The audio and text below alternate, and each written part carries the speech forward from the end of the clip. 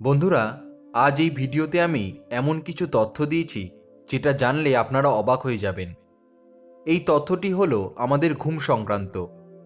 বন্ধুরা, শাস্ত্রে বলা হয়েছে যে যদি কোনো ব্যক্তির ঘুম সকাল ৩টে থেকে ৫টার মধ্যে ভাঙে, তাহলে এটি কোনো না কোনো দিব্য সংকেত দেয় আমাদের।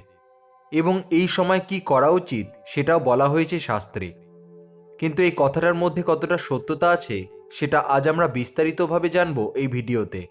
এবং জানবো যে ৩টে থেকে ৫টার মধ্যে ঘুম ভাঙলে ঈশ্বর আমাদের কি সংকেত দেন।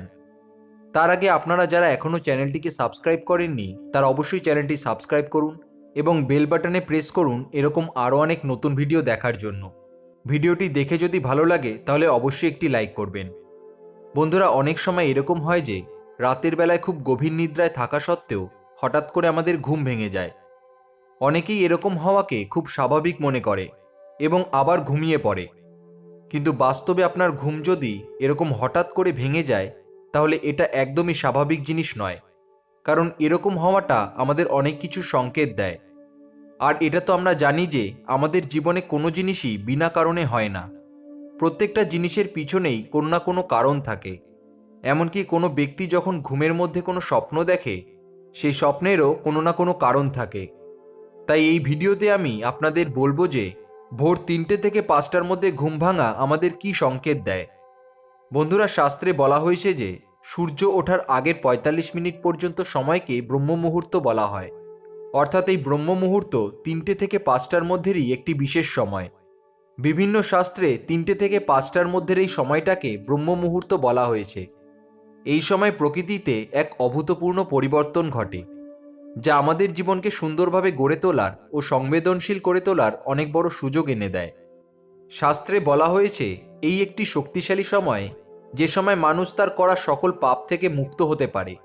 এই একটি বিশেষ সময়, যে সময় মানুষের করা প্রার্থনা সবচেয়ে বেশি ফলপ্রদ হয়। স্বয়ং ভগবান বলেছেন যে তাকে স্মরণ, তার ক্ষমা, করুণা, দয়া ও তার প্রার্থনা করা শ্রেষ্ঠ মুহূর্ত হল এই ব্রহ্ম মুহূর্ত। শাস্ত্রে বলা হয়েছে যে এই ব্রহ্ম মুহূর্ত সময়টা খুব শান্ত থাকে এবং প্রকৃতি শুদ্ধ ও পবিত্র থাকে। ফলে এই সময় কোনো ব্যক্তি নিয়মিত ঘুম থেকে উঠলে সে সকল মানসিক চাপ থেকে মুক্ত হয়ে যায় এবং মস্তিষ্কের ক্ষমতা বৃদ্ধি পায়। শাস্ত্রে বলা হয়েছে যে এই সময় মানুষ ঈশ্বরের সাথে সবচেয়ে বেশি সংযোগ স্থাপন করতে পারে। ফলে মানুষ যা মনের ইচ্ছা নিয়ে এই সময় ঈশ্বরের প্রার্থনা করে, তার মনের সকল ইচ্ছা ঈশ্বরের কৃপায় পূর্ণ হয়। এবার আমরা জানব যে এই সময় ঘুম ভাঙলে আমাদের কি করা উচিত। এই সময় ঘুম ভাঙলে আবার ঘুমিয়ে না পড়ে চোখে মুখে জল দিয়ে অন্তত কিছু সময় ওং মন্ত্রে বা সূর্য মন্ত্রে বা গায়ত্রী মন্ত্রে বা আপনার দীক্ষা মন্ত্রে অবশ্যই জপ ধ্যান করুন। আপনি যে মনের কামনা নিয়ে এই সময় জপ ধ্যান করবেন, আপনার সেই মনের কামনা অবশ্যই পূর্ণ হবে। আপনি যদি নানা সমস্যা বা চিন্তার মধ্যে থেকে থাকেন, তাহলে এই সময় জপ ধ্যান করলে আপনার সকল সমস্যা দূর হবে, মানসিক শান্তি অনুভব করতে পারবেন, শরীর স্বাস্থ্য ভালো থাকবে, সারাদিন সতেজ থাকতে পারবেন। শাস্ত্রে আরও বলা হয়েছে যে সাধকরা এই সময় জগতের মঙ্গলের জন্য নিজস্ব জপের ফল প্রকৃতিতে ছড়িয়ে দেয়। ফলে এই সময় যদি আমরা সাধারণ মানুষেরা উঠে জপ ধ্যান করি, তাহলে সাধকদের ছড়িয়ে দেওয়া জপের ফল আমরা পাই এবং আমাদের জীবন সুখ শান্তিময় হয়ে ওঠে। যারা আধ্যাত্মিক উন্নতি করতে চায় তাদের জন্য অত্যন্ত গুরুত্বপূর্ণ সময় এই ব্রহ্ম মুহূর্ত। সাধকেরা এই সময় ঈশ্বরের আরাধনা জপ ধ্যান করে থাকেন। অর্থাৎ যদি কারো ঘুম মাঝে মাঝে ৩টে থেকে ৫টার মধ্যে নিজে থেকেই ভেঙে যায়, তাহলে বুঝবেন যে ঈশ্বর আপনাকে জীবনের সুখ শান্তি লাভের এক বিশাল সংকেত দিচ্ছেন। ঈশ্বর আপনাকে সুযোগ করে দিচ্ছেন জপ ধ্যান প্রার্থনা করে আপনার সকল সমস্যাকে জীবন থেকে দূরে সরিয়ে দেওয়ার ও আপনার সকল মনস্কামনাকে পূর্ণ করার। কারণ অনেকে চেয়েও, অ্যালার্ম দিয়েও এই বিশেষ মুহূর্তে ঘুম থেকে উঠতে পারে না, বা উঠলেও বেশি দিন উঠতে পারে না।